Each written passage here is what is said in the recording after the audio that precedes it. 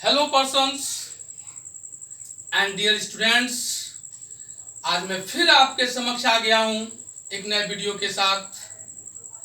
लेकिन आज मैं वीडियो स्टार्ट करने से पहले एक बात बताना चाहूंगा कि मुझे थोड़ा दुख होता है जब मेरे वीडियो को लाइक नहीं मिलता है।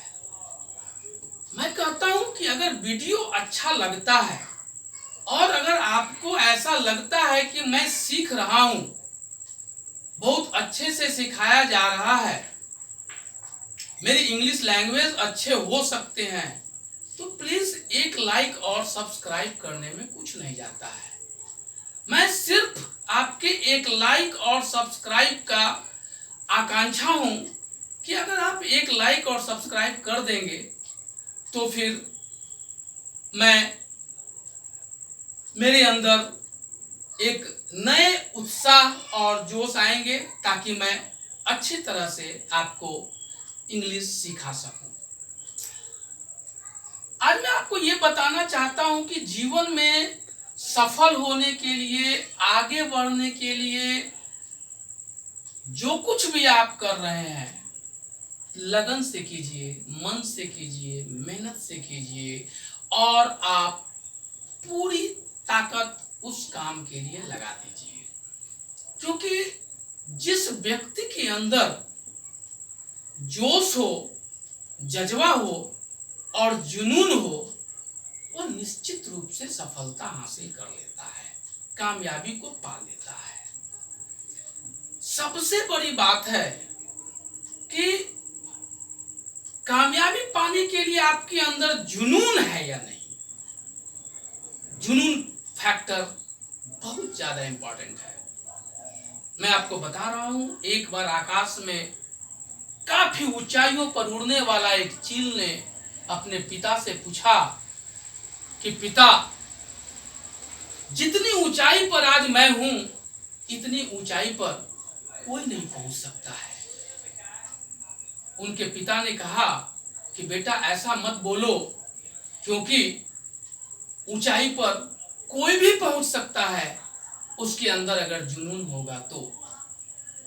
अचानक एक रॉकेट उस चील के ऊपर से गुजरता है और वह चील अपने पिता से बोलता है कि पिता, ये कैसा चील है जो हमसे भी ज्यादा ऊंचाइयों पर उड़ रहा है। उसके पिता ने कहा, मैंने कहा था ना बेटा कि जिसकी पूंछ में आग लगी होती है वह तुमसे भी ज्यादा ऊंचाइयों पर उड़ सकता है, पहुंच सकता है। देखो, ध्यान से देखो, इस रॉकेट के पूंछ में आग लगी है और जिसके पूंछ में आग लगी होती है वह सबसे ज्यादा ऊंचाइयों पर होता है।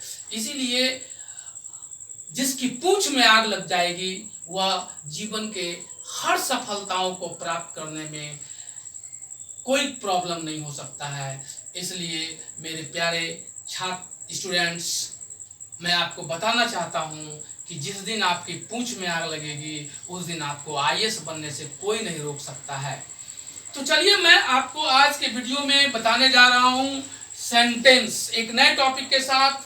और ये सेंटेंस क्या है, आप ध्यान से देखो।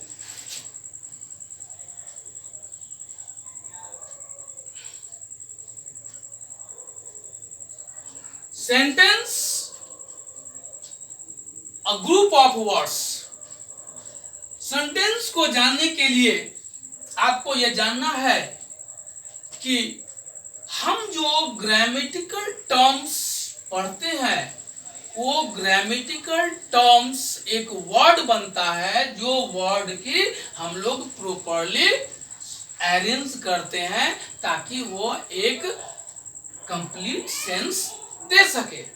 तो कंप्लीट सेंस देने के लिए हम जो ग्रामेटिकल टर्म्स का कंपोजिशन बनाते हैं वही हमारे सेंटेंस को कंपोज करता है। लेकिन उस ग्रामेटिकल टर्म का प्रॉपर्ली सिस्टमैटिकली यूज होना चाहिए।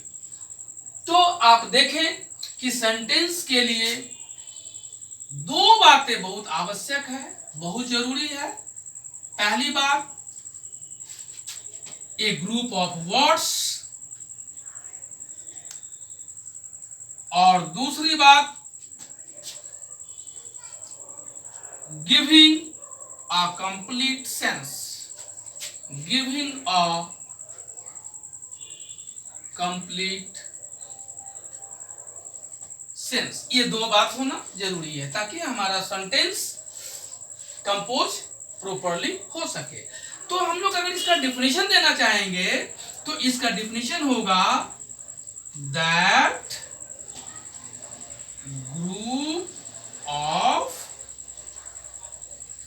Words is called a sentence which gives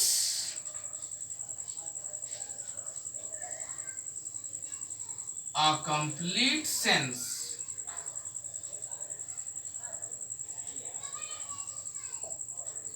जब कंप्लीट सेंस देगा एक सेंटेंस और वह ग्रुप ऑफ वर्ड्स होगा तो हमारा सेंटेंस तैयार हो जाएगा। अब सेंटेंस को हम लोग दो तरह से बांटते हैं। सेंटेंस को हम लोग दो तरह से बांटते हैं। सबसे पहले हम लोग सेंटेंस को according to words and meanings के आधार पर बांटते हैं। ये वर्ड्स एंड मीनिंग के आधार पर बांटने का मतलब ये हुआ कि अकॉर्डिंग टू नेचर, सेंटेंस का नेचर कैसा है, वह क्वेश्चन को शो कर रहा है, वह एक्सक्लामेशन को शो कर रहा है, वह अफर्मेशन को शो कर रहा है, वह निगेशन को शो कर रहा है, वह कमांड को शो कर रहा है। दैट मीन्स जिस तरह का फीलिंग शो कराएगा उसी तरह का, उसी नेचर का सेंटेंस वह कहलाएगा। तो ये तो हम लोग एक तरह से बांट दिए। दूसरे तरह से जो हम लोग सेंटेंस को बांटते हैं वह होता है अकॉर्डिंग टू स्ट्रक्चर। तो अकॉर्डिंग टू स्ट्रक्चर का मतलब ये होता है कि आप सेंटेंस को किस स्ट्रक्चर के अकॉर्डिंगली बांट रहे हैं। जैसे कभी कभी सेंटेंस जो होता है ना, सिंपल सेंटेंस होता है, सिंगल क्लॉज का सिंपल सेंटेंस, कभी कंपाउंड सेंटेंस बन जाता है, कभी कॉम्प्लेक्स सेंटेंस बन जाता है, कभी कंपाउंड कॉम्प्लेक्स सेंटेंस बन जाता है, कभी क्लाउज सिंगल क्लाउज का सेंटेंस होता है, कभी मोर देन टू क्लाउजेस का सेंटेंस होता है। That means various types of sentences according to structure use किया जाता है। बट अभी मैं आपको बताने जा रहा हूं कि वर्ड्स एंड मीनिंग के अकॉर्डिंगली हम लोग सेंटेंस को कितने भागों में बांटते हैं। तो आप ध्यान से देखें, मैं अभी सेंटेंस को बांट रहा हूं कि कितने प्रकार के हमारे सेंटेंस होंगे। There are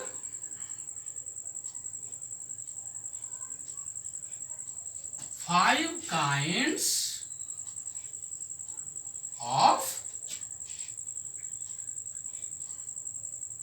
sentence।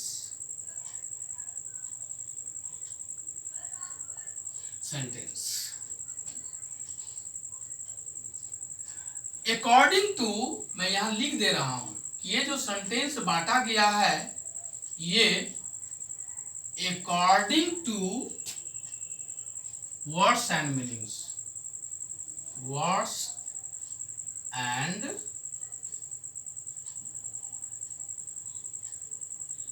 मीनिंग्स।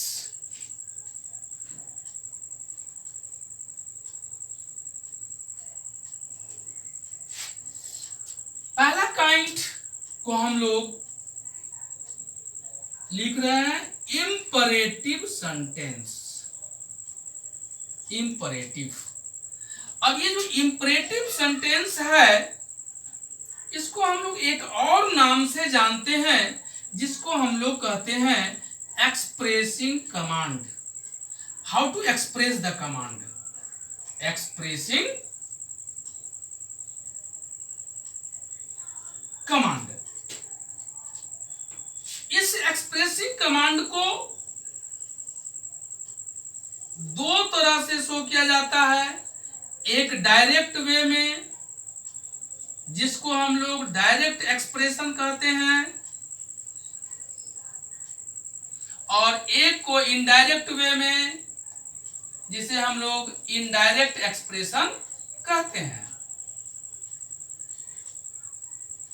मैं आने वाले वीडियो में ये सारे प्रॉब्लम्स को बताऊंगा कि ये कैसे कमांड एक्सप्रेस किया जाता है डायरेक्ट वे में, कैसे इनडायरेक्ट वे में कमांड एक्सप्रेस किया जाता है, इसका सेंटेंस कैसा होता है, और आप किस तरह से इसको लिख सकते हैं या बोल सकते हैं। दूसरा, असर्टिव सेंटेंस।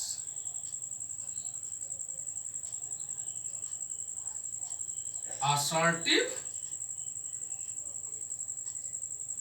सेंटेंस, इसको भी हम लोग दो तरह से शो करते हैं। एक अफर्मेटिव